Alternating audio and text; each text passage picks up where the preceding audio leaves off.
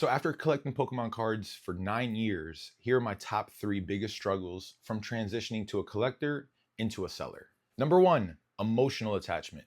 Okay, having emotional attachment to some of your cards can be your Achilles heel. And if you have emotional attachment to a few, that's perfectly fine. But majority of your average collector has a very, very tight relationship with the cards they pull, with the cards they put in their binder. There is a lot of sentiment that goes on with personally pulled cards. But if you're trying to transition over to that selling aspect, you have to take that emotional attachment and kick it out the window. I highly recommend upping your standard.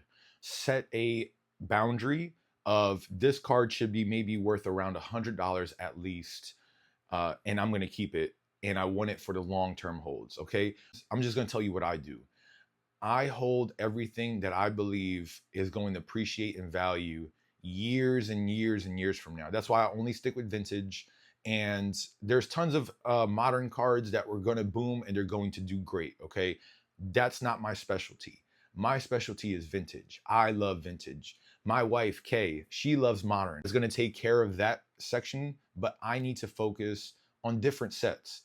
Okay, so if you are new to the game, focus on some older sets that have already dropped, that's already kind of been forgotten about, and get your feet wet and start enjoying the hobby. Okay, so here's tip number 2. Don't get high on your own supply. So if you have Japanese booster boxes packs, don't open it. You're not going to hit anything crazy. At least think that way. Okay, those are not meant for you. Those are meant for your customers. So make sure you don't get high on your own supply. I remember ripping tag team Japanese specialty booster boxes. I think I ripped about 20 of them.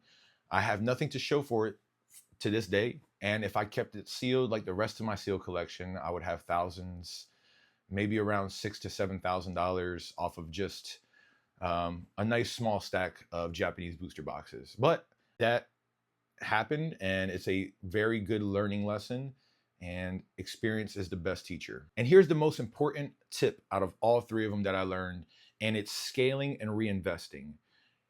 When you have your money tied up in something, it can only be a long-term hold for your personal collection. When you take a bunch of cards that don't mean anything to you personally and you're just holding on to them, then you're just wasting opportunity. Okay, don't waste your opportunity.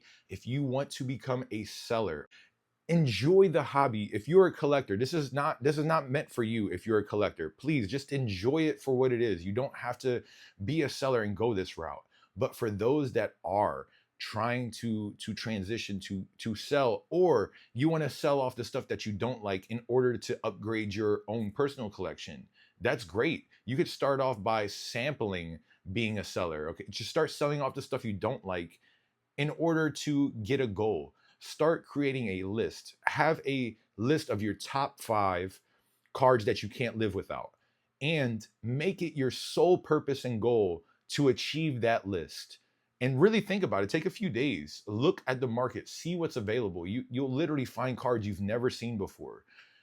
Give yourself very strict standards and don't settle for anything. So make a top 5 and don't stop selling until you reach your own personal PC goals. And that's a great strategy for any collector. You don't have to transition to be a seller. But anyway, there you go. Those are my top 3 issues that I had to deal with personally to become a seller. Is understanding emotional attachment to cards. Be very selective with that. So just keep it to a select few. Don't get high on your own supply. So don't start ripping up product because you're probably going to end up losing. And last but not least is scaling and reinvesting. Make sure your money is not just being held. Okay, if you buy a $250 booster box that just came out, that's $250 that is not being moved. It's stuck. Okay, so if you have that extra capital, if you have it for your long-term investments, that's fine. But if you need money flow, don't buy something that is going to take up a huge chunk of your buying power and it's just going to sit there. You need money flow and you need it going. Okay, I learned that the hard way over 4 years of selling, and it took me 4 years to understand it. Hope that some of these tips became useful for somebody. Good day and good night.